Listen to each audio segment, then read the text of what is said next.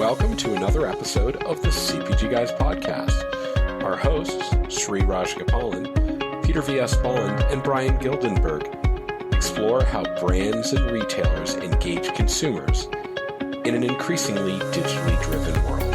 And now, here are the CPG Guys. Hello, and welcome to this episode of the CPG Guys podcast, where we explore the omnichannel digital journey, brands and retailers. It's a new year on the CPG Guys, and welcome to January 2024. Last week's episode featured Vinima Shekhar, the Vice President from Walmart for Health and Wellness, in particular focused on New Year, New You. So hopefully all of you had a chance to listen into that one. So Happy New Year to all of you, and hope everyone had a well-rested holiday season. And now we're back at it mid-month January. I'm, of course, your co-host, Sri. Please listen to my daughter's music at www.riaraj.com. That's RHEARAJ.com. And follow the exciting adventures of my younger daughter at Cat's Eye as one of the brand new members of the new band by Hyben Geffen Records of Universal Music on YouTube or Instagram. Much more to come in the second half of the year as they debut. And of course, joining me today is my co-founder of the podcast, a loyalty and insights aficionado. And he's not podcasting. He serves as the partnership acceleration lead at the newly rebranded Flywheel. Join me in welcoming my buddy, Peter V.S. Bond. Peter, how you doing, man? Hey, Sri, I'm doing well. Hope the weather's a little better for you out in La La Land than it is out here in Connecticut. We got a big snowstorm coming in tonight, so not looking forward to it. We got a freeze storm coming because it's going to be below 50 degrees tonight. Oh, my God. I'm looking forward to getting out to Las Vegas for CES. It'll be a little bit better out there, but it's good to see you, man. At the time of this recording, CES should just be behind. This is the Saturday after CES, so may your words have come true that it's actually warmer. But I looked up the forecast. I have nothing great to say. Lows are going to be 32, 33. But before we get to our guests, we want to ask you to help spread the word about this community we've created in the CPG Guys. Beyond sharing our podcast with your friends, if you're using Apple Podcasts or Spotify as your listening platform, give us a rating as it helps feed the algorithm. Makes us much more findable by CPG retail people just like you looking for education as well as entertainment. We're happy that we're part of an impressive collection of highly rated podcasts, including CPG Guys Fast Forward, hosted by Brian Gildenberg, CPG Scoop with Risa and Jennifer, and the FMCG Guys with Daniel, Ephraim, and Christine. We're proud of our allyship with Next Up, whose mission is to advance the cause of women in business and to promote gender equality in the workplace. Next Up has terrific educational and networking resources available to mentors. And of course, I, Sri, serve as a board member of Next Up and lead the development committee. Links to our podcast collective on a landing page on Next Up site may be found in the digital liner notes of this podcast. And now, on to our special guest. Today, we're touching upon the topic of productivity, enabling growth, scaling human capital wisely, and sharpening your P&L. Today, the guest, of course, is the CEO of iOPEX's, Shiva Ramani. iOPEX's is a new generation digital services provider offering AI engineering, our favorite word, Peter, and AI operations services. Of course, Shiva, this means when we get to you and we start talking, we're going to be having a lot of conversations about our favorite word, AI. They are solution innovators focused on extracting the best out of the investments you have already made and enable bite-sized agile transformation to continuously innovate and optimize cost to book as well as the cost to serve, which of course are two different things. Join Peter and me in welcoming to the podcast Shiva Ramani. Shiva, welcome to the CPG Guys. Thanks for joining us early in 2024. How are you, man? Hi, thank you very much for having me, Sri and Peter. I am surviving. Actually, I'm feeling pretty good because my Niners are seeded once, so I'm pretty excited about where we're going to go in the next couple of weeks. But thank you for having me, guys. I really appreciate it. Huge fan of what you guys do, and I think this is going to be a fun conversation. Thank you. Good thing you didn't bring up the Giants. Notice, Peter, I've got a Virginia Tech Hokies jersey. We won our bowl game. Before we get to the questions I've prepared, would you give us a brief description of your role leading iOPEX's? So, Sri, I've been always a founder. This is, for a lack of a better word, this is my third rodeo. I came as an immigrant to the US, came to do my master's here, finished that. Those days, I did some good work in AI. I'm dating myself in Windows 3.1 days. Obviously, there was no compute power. I built a company doing some AI work around figuring out what's the last name, first name in a business card and creating a database out of it. Then I sold that business to Seiko Instruments. Then second, I started another business in the services space. predominantly doing outsourced networking support. So again, knowledge management, AI came in there as well. And now I'm having fun building iOPEX. So I've always been an entrepreneur and love the journey of being an entrepreneur. How awesome. And hopefully we'll get into what those other two rodeos were. But Peter made an annotation to me that all three of us are immigrants. I, of course, am born Sri Lankan. Shiva just said he's an immigrant. Peter, how are you an immigrant? Tell us. Solve this mystery for our audience. I was born in Canada. There you go. So there you go. Not quite as great a distance as you two guys experienced, but an immigrant nonetheless, and very proud to be one. Absolutely. I look at Canada and I say you cross state lines. I don't say border. We can debate that another day, Peter. But thank you for that overview, Shiva. In the digital liner notes of this episode, we'll include links to your LinkedIn profile, of course, iOPEX's LinkedIn page, and iOPEX's website as well for our listeners to access while we go on with our conversation. So here we go, and I'll open it up. And before I do that, I'll annotate that I'm thrilled that the 49ers are first seed, because I do not want to see the Cowboys. I do not want to see the Eagles make it all the way. And if they do to the NFC Championship, the 49ers will be eagerly waiting to play them. So I hope for the best there for the 49ers. Good luck. Thank you. So let's jump to the obvious. What inspired you to start iOPEX? What unmet need did you see and you build services for? And what is your vision with everything you build? We kind of said digital first company for the future. Sri, I think my personal, self-assumed superpower is what I call tactical efficiency, right? All along, all the three rodeos that I talk about, I've always looked at what can be done a little bit more efficiently, be it people used to type in business cards into computer database. This is 30 years ago. And I said, hey, can I scan the card in? Can I find out what's the last name, first name? So I've always been a disciplined efficiency guy. And all the things that I do, I always look for ideas where people are doing in a particular fashion and how do I make it more efficient? And in the last, I want to say really 6-7 years, right? Both compute power and data storage, the prices have dropped dramatically, right? So what we did at iOPEX, from the name perspective, iOPEX stands for Operations Expense Optimization. That's the game plan that we came up with. We said, listen, hey, every large enterprise, wherever there are humans involved, they kind of fall into the trap of repeat transactions every single time, right? So we looked at ourselves and said, listen, we'll go do an audit of what's a repeat transaction. Is it a repeat transaction because the process is broken? Is this a repeat transaction because the technology is not efficient? Or is it a repeat transaction because customer behavior is not being educated effectively? In any of these cases, I think repeat transactions are adding both friction to the customer experience, but more importantly, are a negative effect on operation efficiency. Therefore, your EBITDA, EPS, all of that has a direct impact on it. So our goal is to weed out repeat transactions in pretty much any large industry. And luckily, in most of the customers that we work with, some of them in the retail space, some of them in the telco space, there is plenty of inefficiencies because of that. So we started our life saying we will do what's called a day in the life of, figure out the repeat transactions, do tactical automation. For a while, it was process automation using RPA. For other times, it was just writing some new platforms, and now AI. So by and large, the vision for the business is let's keep efficient enterprise running. And the way to do that is basically marrying operational complexity with the tools and technology that's out there, and being that unique player that understands operations, that understands technology, marrying them together with all the latest tools. So that's the mission that we've kind of built ourselves for. And we've been pretty lucky for the last, I want to say, 5 years that the market seems to resonate with what we're thinking. We got really great brand name customers, and the business is growing up on an average of about 40% CAGR for the last 5 years. So we're having a lot of fun building it, Sri. So that's the kind of unique value proposition we bring to the market.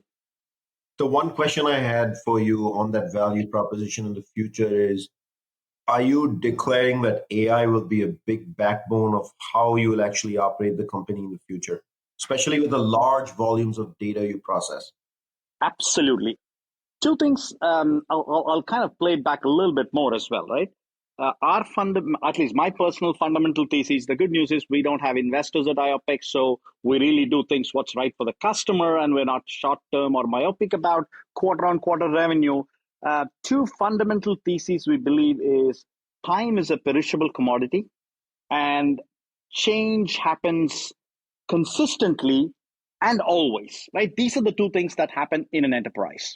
And what we see is that 5 years ago, because the compute power was not as good as what it is today and data was not sufficiently accumulated, people did tactical band-aid fixes called RPA. Now people are saying, hey, compute is not a problem at all. I mean, GPUs are coming online. I think there is still a challenge on the GPU capability itself, but net, I think every enterprise is going to embrace AI in a very thoughtful way with sufficient guardrails. But I think cannibalizing people business is very important. What I mean by that is if you have 1,000 people doing 1 million transactions a month, realistically, if you take a really hard look at it, you probably will need less than 10% of the people if you use AI technology sufficiently. And we believe in that. I mean, in the last 3 years, my revenue has grown 30%, 35% year on year, but my employee count has been decreasing over the last 3 years, right? So I think we eat our own dog food. We show proof points from our existing business to our customers and saying, hey, listen, guys, if you want to be more efficient, these are the ways to do it. And be it revenue operations, be it just cost to serve operations like customer experience, customer service, or finance operations, where actually there's a lot of data that floats into the system and in fact can drive efficiency in thinking for the C-suite itself. So we kind of picked up these three operations as key capability, and we're actually both doing it internally and using that as proof points to our customers to be more efficient about it. So I'm going to go for a moonshot here before I turn it over to Peter. I bet you weren't expecting question one to be this long, and that moonshot is the hottest word in the CPG industry. Still developing, underdeveloped is retail media. Retail media has created so much data, it's insane. The discipline isn't there to the extent required. Is iOPEX going to bring AI to retail media and just make life easier for CPG brands and retailers alike?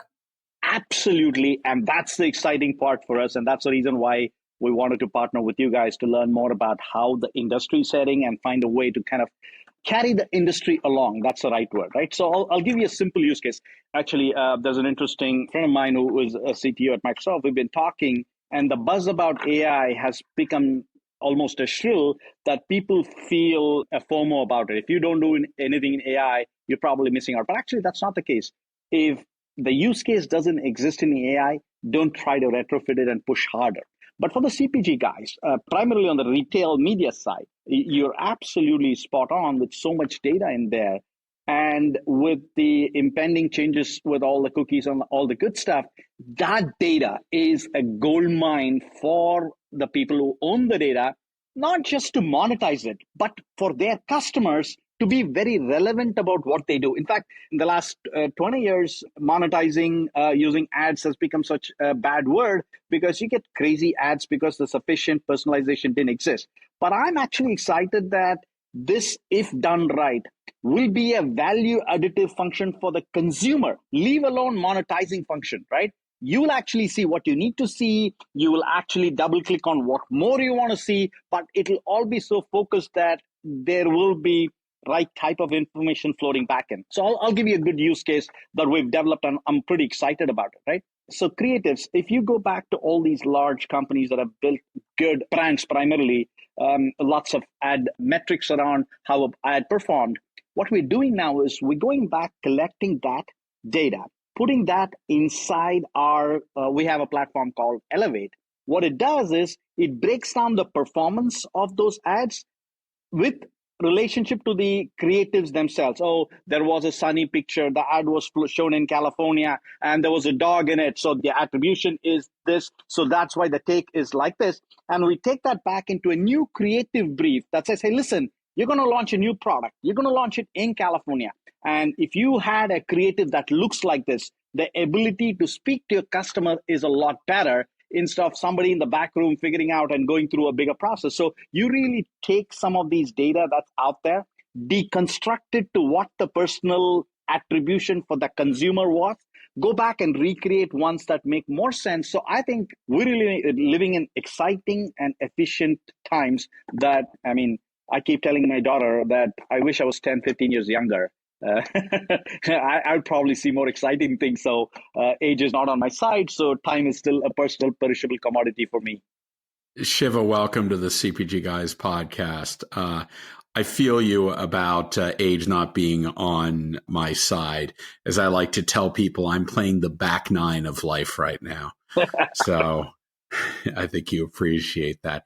Hey, listen, thank you for the case study application, some thoughts around us. Obviously, computing power is something that every company can have access to if they want it. Really, how does iOPEX differentiate itself from a competitive set in the industry? And what do you think are some of the key values or principles that are guiding your business operations and the relationships you're establishing with customers that are helping you establish yourself as a superior performer in this space? So it's a really short answer, Peter. If the short answer to everything that I think about, both in life and unfortunately or fortunately, the companies tend to take the persona of the founders as well. And as a company, we are a very outcome-driven company, right? What does that mean? I think if we are adding value to ourselves, we're having fun building it, we're creating value for ourselves. The same goes to our customers. When we go into a customer, we are very outcome-driven. We're not going in and saying, hey, compensate us for effort, compensate us for what you can communicate to your stakeholders. None of that matters to us. Is there money at the end of the door for you guys? Is there either a savings by way of an EPS bounce because we've done something super efficiently that you can redeploy these savings into more meaningful, exciting stuff? Or we've thrown so much in your revenue side of the equation by being so efficient that you're investing a growth capital. So in a lot of ways, Peter, every single partner, customer of mine, by associating with us, they end up kind of sniffing growth as the mantra for their life. So what we bring to them is not competency just around, hey, I can analyze your data, I can give you stuff. That's just table stakes. But just hanging out with iOPEX, our customers and business is people to people.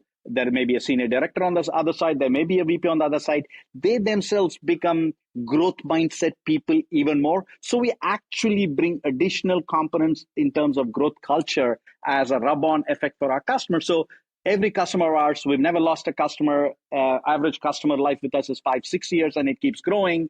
And the reality is because we have a growth mindset, we have tools to drive the growth mindsets. We have the price points that are efficient to drive the growth mindsets. In essence, our customers and partners choose us because, hey, here is this young company. There are no holy cows for this company. They keep going aggressively pushing for what's the right way to do it? What's the efficient way to do it? Does this help us grow the business? So I think that's the reason why customers enjoy hanging out with us and building businesses with us, I think, Peter.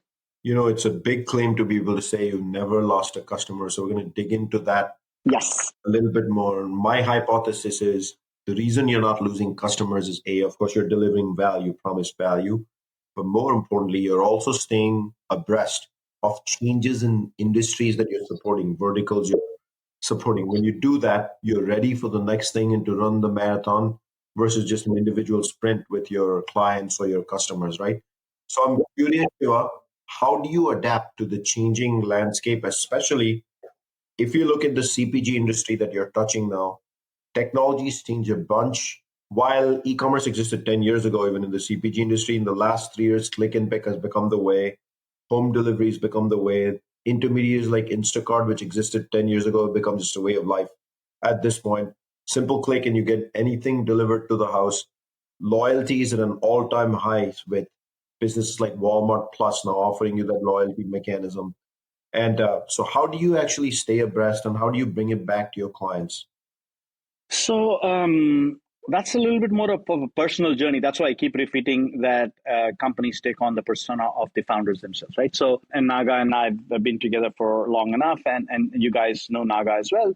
So the bulk of the senior management team sits right here in the Bay Area in Silicon Valley, right?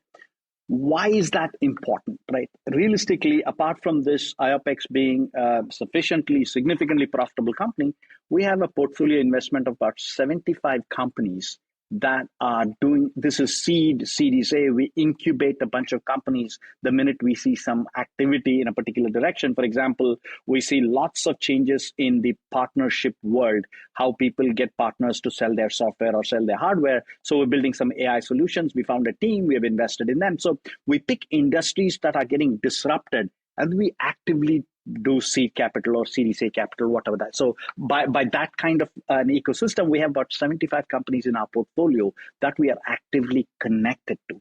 The minute we start seeing traction in these companies, what that tells us is, listen, there is a technology shift happening. And this technology shift, and it is self-serving, Sri. I don't want to come out and tell you that we are altruistic. So we take these 75 companies in our portfolio and say, hey, this is a new company building new technology. We want to show you this as a possible POC. So now the customers are also looking at, oh, I never thought this was possible. Let's try and see if this will work, right? So it is a kind of virtuous cycle that we build.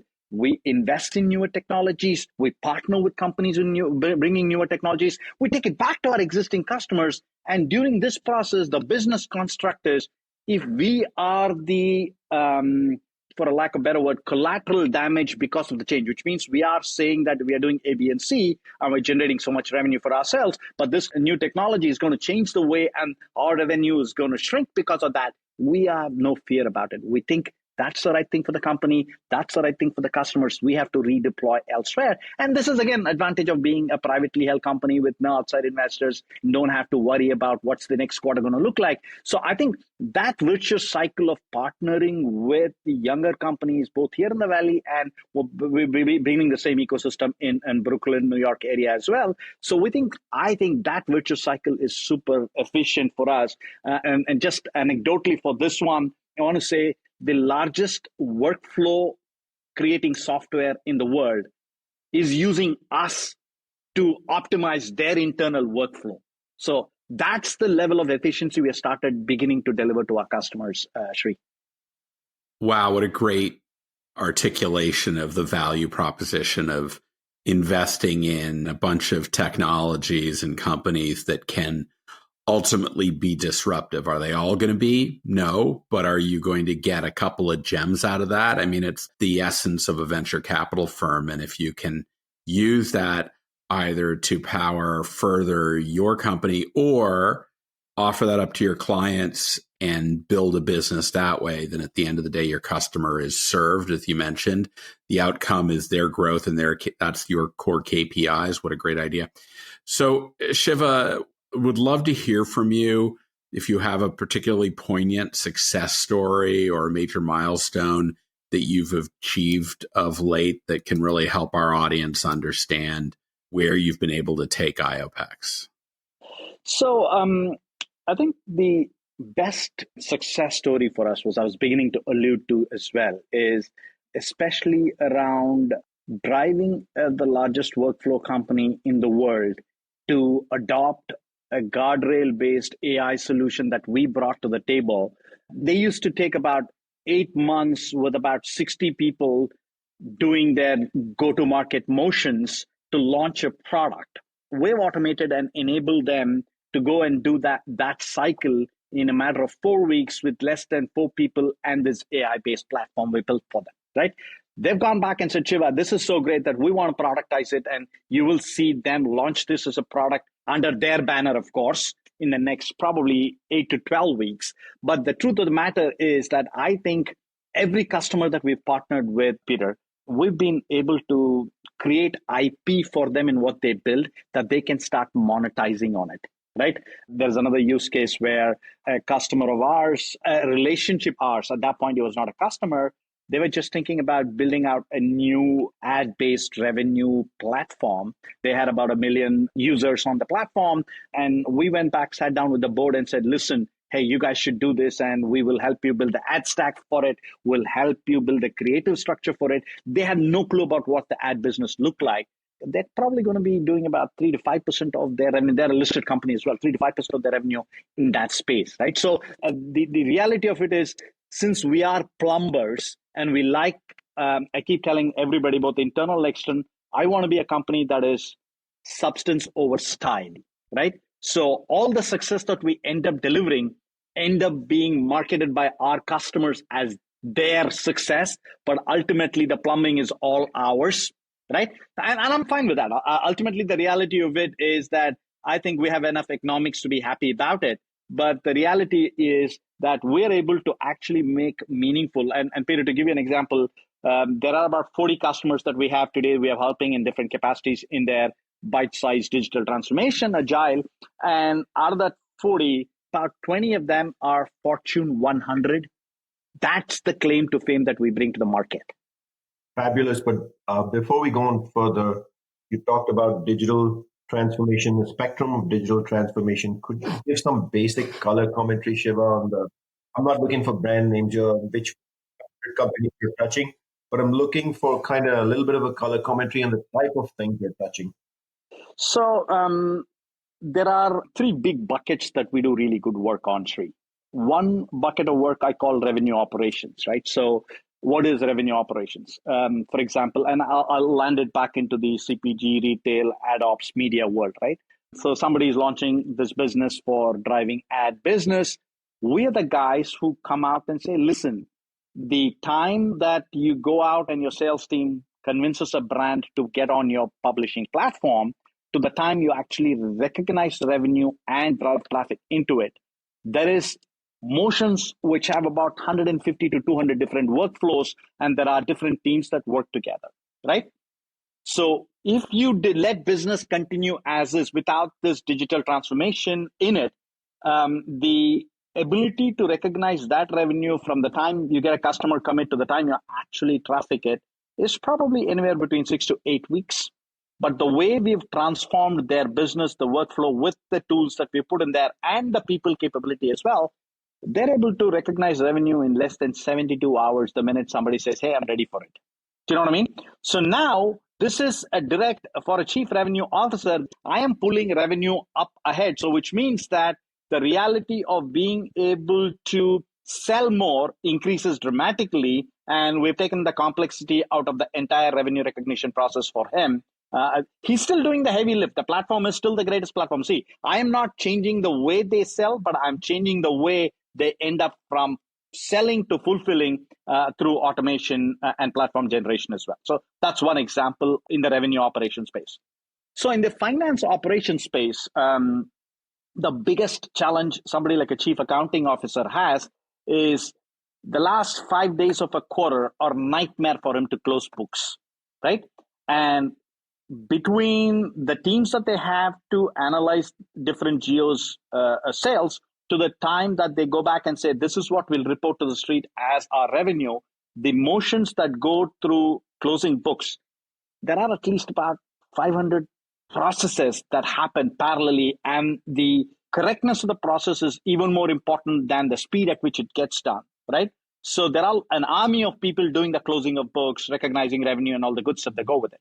So we have built automation that will do all of these repeat work so that what takes 5 days of superhuman effort for all these guys to just a day for these guys to collect all the data, and the second day the closing book is ready. They still go through another day to make sure they get what they get is right and all the good stuff. But I think this is not sleepless nights for the chief accounting officer. He knows what he's getting. There is a predictable outcome around it, and he does not have an army of people doing it, right? And if I extend that in the IT world, there is the SOX compliance is a big deal, and there are armies of people doing SOX compliance. We've gone out and basically taken out the people out of the compliance world completely. And from the minute you say, I want a compliance report, to the time you get a compliance report, it's less than 2 hours before this is for large telco. So I think I'm giving you a flavor of wherever there is lots of transactional work and labor involved in organizing data, in analyzing data, in flagging exceptions, in actually letting the right ones go through the full flow of the process, we've automated all of that significantly. So if you had asked me, Shiva, how many man hours of effort have you saved for your customers? It is on an average about 1 million hours a quarter for our customers. If I put all our customers collectively together, over 1 million hours of worth of effort is taken off because of all the digital interventions that we've done for the customers. That is a big number. Yes. Let me remind our audience that we're speaking with Shiva Ramani, the CEO of iOPEX. All right, Shiva. So, CPG industry. What do you see as the biggest challenge facing the CPG industry, and how are you positioned to address them? Well, let me share what the CPG guys are seeing. Obviously, the last 3 years over COVID saw some unprecedented growth for the CPG industry because consumer consumption was at an all-time high. A lot of it was arguably driven by innovation, as the Wall Street analysts would share. And now the biggest challenge facing the CPG industry is consumption has slowed down. So I'd love to hear what you are seeing and how you're actually getting ready for them. I think two things that we see from our relationships with different customers that we have, right? I think you're absolutely right. The total global scenario of multiple wars around the world, combined with the fact that inflation has started slowing down, the jury is still out. So I think there are heady winds against facing all of us, right? And the monetary policy, in all fairness, has not impacted any of the outcomes. So that's the bigger worry for a lot of the policymakers, saying that, listen, we keep increasing interest rates, but employment is still almost near full, right? So the way we have internally parsed this is that I think global consumption is definitely going to drop, but the quality of consumption is going to change. What does that mean, right? What it means is essentially people are going to start thinking about doing things, which is basically doing more for less. That's really what they want to do. They want to get everything at 60% of the price that they've already spent on. And so beyond the traditional aspects of cost management, I think there is an opportunity for the retail guys to go out and build more loyal customers. This is a time where I think the customer loyalty, brand loyalty, more importantly, monetizing those loyal relationships. Loyalty for the sake of loyalty is meaningless if you can't monetize it at all, right? So we're seeing a lot of our customers come back to us and say, hey, Shiva, I think we have, just in the case of this other company where I talked about 1 million subscribers that they have on their platform, doing retail stuff, we've gone back to them and saying, listen, let's start putting numbers around what is the value a customer. It's not lifetime value. I'm talking about transactional value a particular subscriber, a customer is good for you. And how do you do value additive stuff? And Sri, I am a big believer in the virtual reality, AR, VR driven retail happening in almost near future. I'm not talking this is 3-year, 5-year crystal ball. I think we will see proof points in the next 12 months. Maybe next CES we'll have a lot more of it just because Apple's product will come out and they would get some of the things much more right than others, right? So our thesis for the retail guys is, how do you foster a lifelong partnership? I rescue dogs. I have 16 dogs at home. I'm a loyal Chewy customer, right? But Chewy just keeps sending me dog food. They don't engage with me for anything else. I mean, they have a transactional view of me as a customer.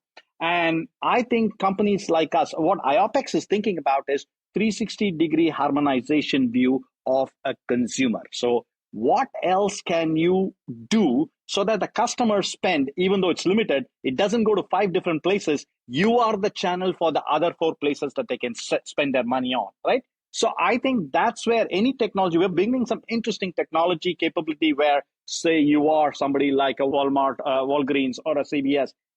Don't just have a medical view of the customer. Think beyond that. What else can you do value add? What that means is you got to be able to look into your data, come up with ideas, come up with offers. More importantly, let the customer know that you can come to them at least twice a week, thrice a week, not once a month when you need it only, right? So I think each retail company will have a different value proposition, and that what is the right value proposition is buried inside their data.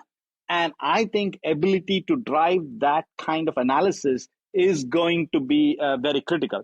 The other equation to that is that there is so much data that separating data from noise is a very, very scientific process, not just, okay, let me ask it a question using ChatGPT. Does it give me the answer? It just can't be that, right? So I think there is going to be merchants like us that will accelerate the process of looking at the consumer more than the transactional value, but as a much more trusted relationship. And in that trusted relationship, what else can we drive through that channel?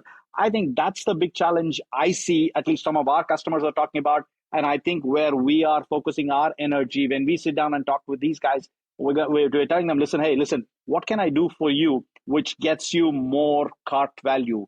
Beyond cart value, how many times can I bring them? I mean, the rest of the industry has DAUs, active users, as a big deal. How do you get them to think about DAUs very differently rather than just transactionally? I don't know if that answers your question, Sri. Oh, perfectly answers my question, but 3 observations here. Number one, if I heard you correctly, you said you had 16 dogs. So God bless you for being a parent to 16 of them, as I have 3 cats myself. And if you're lucky, we'll see one of the triple Z's here walk by any second. Second one is your fascinating example you gave of loyalty. I scratch my head. Why aren't 20 different brands asking you for help in this space? And here's what I reckon it to. It is not a technology limitation. With providers like you who have figured out how to apply AI to get some of those answers, maybe even dynamically if needed. And in many instances, at the retail point of purchase or when offering you something, Chewy, as the example you gave, should be working with dynamically with data to make it context relevant for you, not just you buy dog food and that's the only thing on planet Earth I'm always going to keep offering to you. And the reason it's that way is because an entire generation of marketers, my generation of marketers who are sitting in pretty senior seats today across the board in branding, are curated out of learnings through MBA school, MBA classes, Marketing 5104, by reading Philip Kotler's book on the 4 Ps, which was entirely created on the basis of what's in store 35 years ago. And the external curiosity to want to learn and innovate is limited at best. And I really think that's the reason that needs to be solved. And Sri, if I double click on that with you, I'm going to ask you a question in turn, right? Do you think this myopic view of performance marketing versus brand marketing as 2 separate segments, has it corrupted the way of thinking about the customer at all? 100% yes. I mean, that one's a no-brainer, except I think there's a revolution. Retail media has come and tossed all of those notions upside down. Brand marketers have no choice now but to think of the entire media spectrum as one giant mix, with the death of linear advertising steadily and slowly advancing as fast as possible. So whether people are externally curious or not, retail media is going to force them to become that way. There's absolutely no choice. And my third observation before I turn it over to Peter here for the next one is listening to you talk about inflation right up top of the answer of this question. For those of you listening, scroll back and listen. We did a brief moment here on inflation and the jury on whether inflation has slowed down faster, yet to be passed. But what a great time for CPG brands, AI-backed pricing tool that can process not just the last 2 years, but maybe the last 10 years, be able to understand what inflation has caused to make pricing recommendations for brands based on certain conditions and factors and the digitization of media today. And maybe iOPEX's, maybe you got a surprise over there. What do you think, Peter? Yeah, I'm going to add to what you both said and talk about this concept of data science and using transactional volume associated with a household to build signals. You'll learn very quickly, and you made reference to like a CVS or Walgreens. I know from my time at CVS, if you thought of it only as a purveyor of OTC health medication or shampoo, you forget to understand that there's a large segment of their population, their shoppers that are in urban areas, that use their stores as a de facto convenience store. And particularly when you end up looking at who those customers are, they're much younger and they're not treating chronic pain. And so they're not in the OTC section.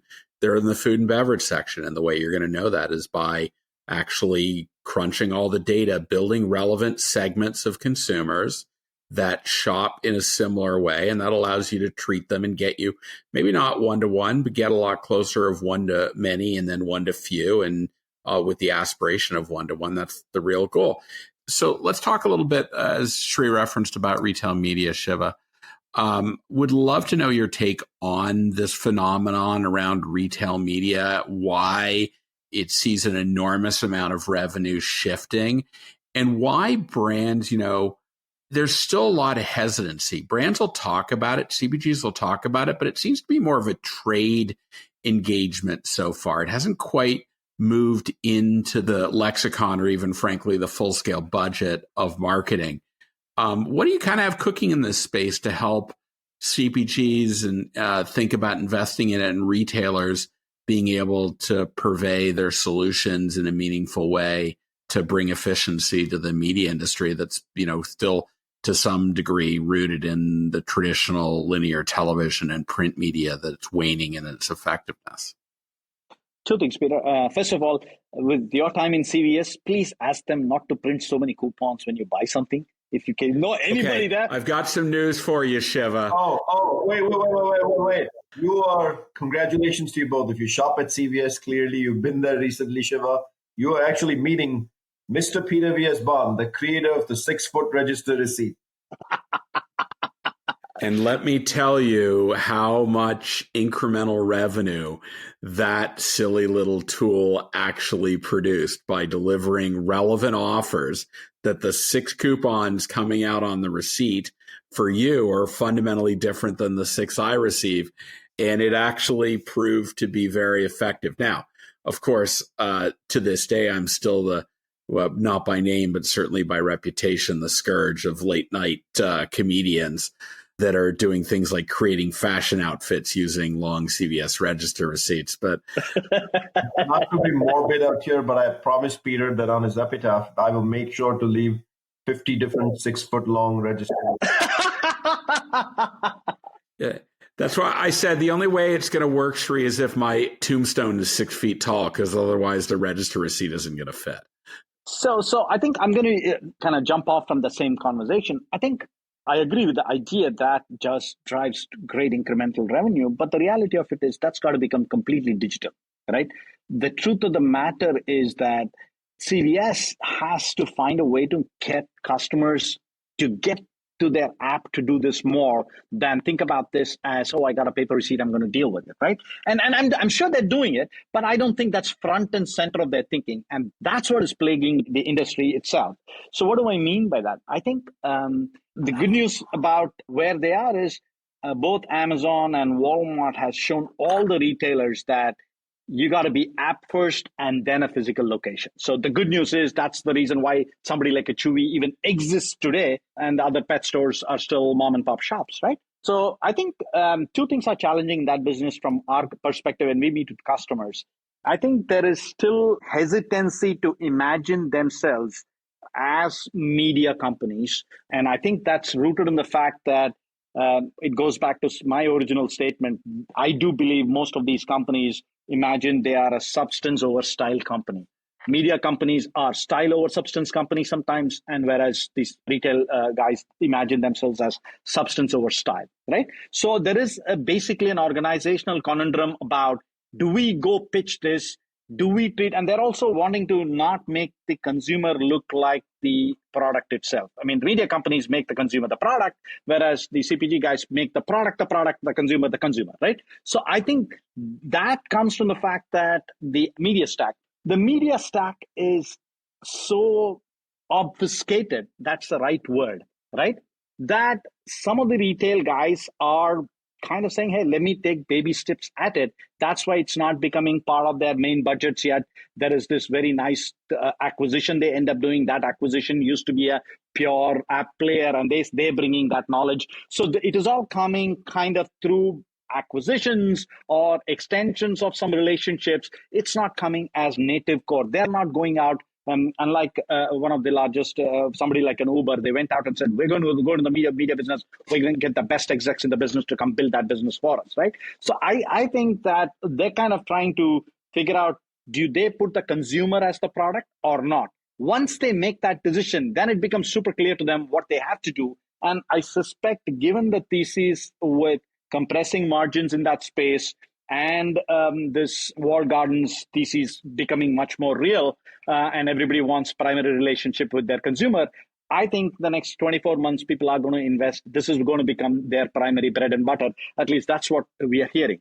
But if I flip it to the operational complexity of technology to make this work, A lot of them are worried about the operational complexity in making this coexist with their steady state bread and butter technology stack that they have. So I think the more successful ones will migrate faster.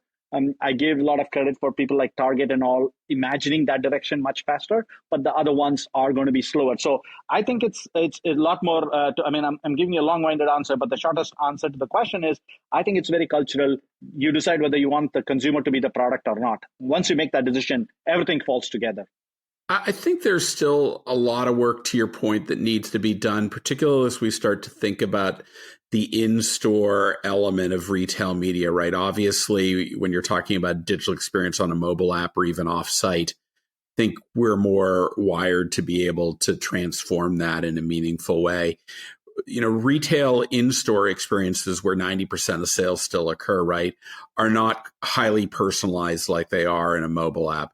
And they require equipment and they require connectivity. And that's a harder slog. You have to deploy physical equipment because at the end of the day, if the mobile app's still going to be the mechanism for engagement, it has to get signals. It needs to know where you are in the store. It has to, in real time, reference who you are, what you buy, and therefore give you maybe not out of the gate a personalized experience, but a meaningful experience moving towards personalization. And that's not going to happen overnight. But that's the promise because that's still where the lion's share of the volume is. And that's where you're going to move the needle the most. So I think there's a lot to do there. Sri? Yeah, so I've got one last question, Peter, lingering in my head that I thought I'd ask Shiva. Short and sweet, though. How do y'all actually prioritize and ensure quality and customer satisfaction in its services? You referred to a bit of this right up front in the opening, but I'd love to hear it. We've kept it very simple. We're trying very hard in our life, even though my last answer was long-winded. We try to be very simple about what we think about in life. I think all our contractual relationships with our customers are outcome-based, right? And a component of the outcome is not just successful transactional outcome, but successful transactional outcome with the right metrics around customer experience, right? So the minute you mandate that as your operating way to make money, then everything else follows from that. The minute you told your HR team that, listen, we don't get paid X if we don't have the people doing A, B, and C like this. You go tell your engineering team that, listen, if the AI does not deliver 93% accuracy on this A, B, and C, we're not going to get paid. The minute you start putting everything back into the business construct that we have with our customers, everything flows from that. So I think that's what I believe has been operationally set up. But from a structural perspective, I think we're a passion-driven company. I keep telling everybody, whoever I interview new and who's going to join the company, is you self-select to be part of iOPEX. The fact that we are talking during the interview process means that you have the competency. There's a set of people that look for competency, but beyond the competency, you self-select saying that I want to be part of this company that is by default thinking disruption, right? And disruption is not just in the customer space. Disruption is in your space as well, which is basically your job could be disrupted out. Be comfortable with that feeling, right? So I think once you go through that basics of setting up business constructs, making people self-select to be part of your network and wanting to do this, I think there is no operational process to make this all work. But I think those are the two key things that we feel pretty good about. And the more important thing, the other piece that I wanted to tell you from the first time is not only did we not lose customers, most of our customers who moved from one company to another company immediately became our customers too. So that's our way to grow as well without having a large sales force going out and hunting new customers. Bottom line, disruption is the name of the game. And when you stay abreast on disruption and you're comfortable with it, including personal life disruption, I give a fantastic example. When you hire somebody, you have to be comfortable saying you're part of the disruption ecosystem and that someday your own role might be disrupted. Yes. And you got to be comfortable with that. That's a big one. So let me remind our audience that you can find all of our content simply by going to cpgguys.com, where if you think your company has some thought leadership to contribute, just like iOPEX has today, to our community discussion, drop us an email at contact@cpgguys.com. You can also do that by going to the top right-hand side of our website on the web browser. Maybe you can join us on the podcast like Shiva did today. Don't forget to drop us a rating at cpgguys.com because that's what helped create the show. That's what helped ensure we're having the right dialogues, such as artificial intelligence being one of those examples, or retail media. It does make a difference, and you can find that at the navigation bar at the top of the web browser. Thank you for the 27,000 plus followers on LinkedIn. We wouldn't exist without you, and you have basically shaped this show. We thank you for all the direct messages, the countless direct messages we receive every single week on what programming to put on this show, and for your likes, clicks, comments, and the love you've given us over the last 3 years building this podcast. At the time Peter and I built this podcast, we had no idea it would become this big. Shiva, I can't thank you enough for making time, especially on a Saturday afternoon, to join us. So thank you. Pleasure is all mine. Thank you, guys. Peter and Sri, thank you. Peter, what did we learn today?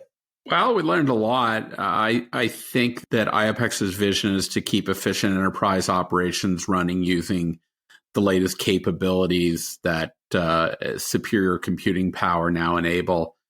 That AI is going to be a major enabler of efficiency. And because iOPEX doesn't have any investors, they don't make short-term decisions.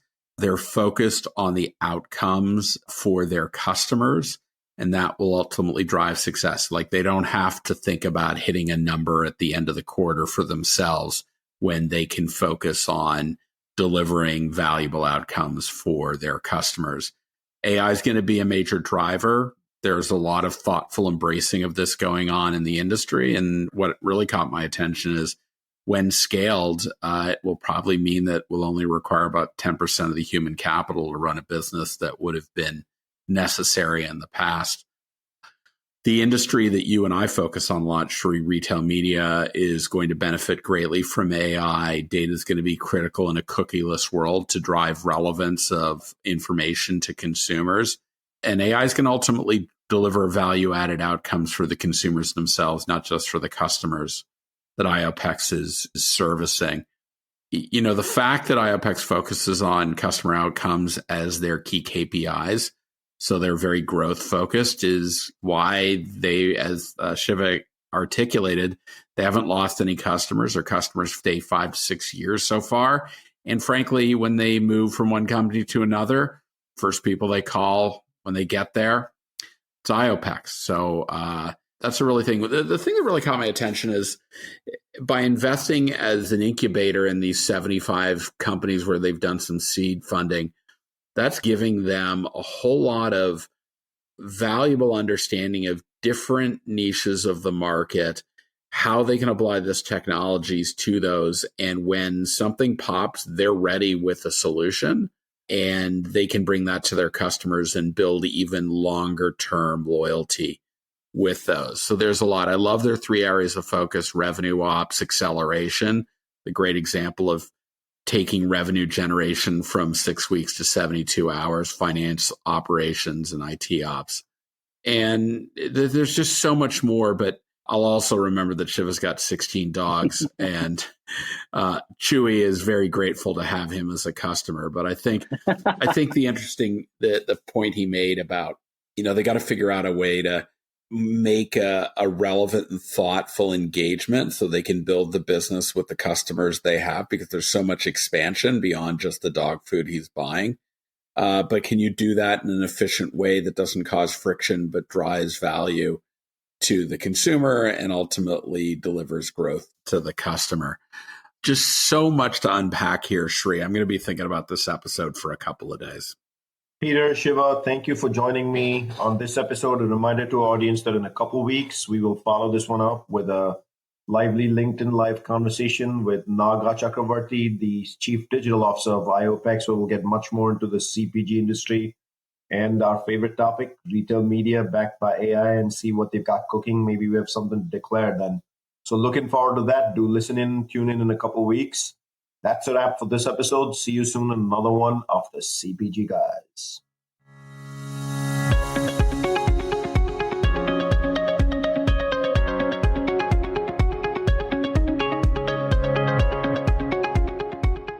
The content in this podcast episode is provided for general informational purposes only.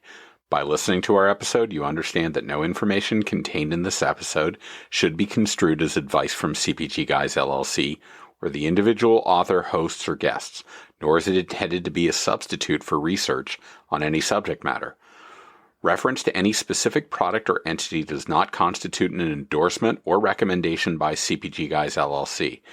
The views expressed by guests are their own, and their appearance on the program does not imply an endorsement of them or any entity they represent. The views expressed by CPG Guys LLC do not represent the views of their employers or the entity they represent. CPG Guys LLC expressly disclaims any and all liability or responsibility for any direct, indirect, incidental, special, consequential, or other damages arising out of any individual's use of, reference to, or inability to use this podcast or the information we present in this podcast.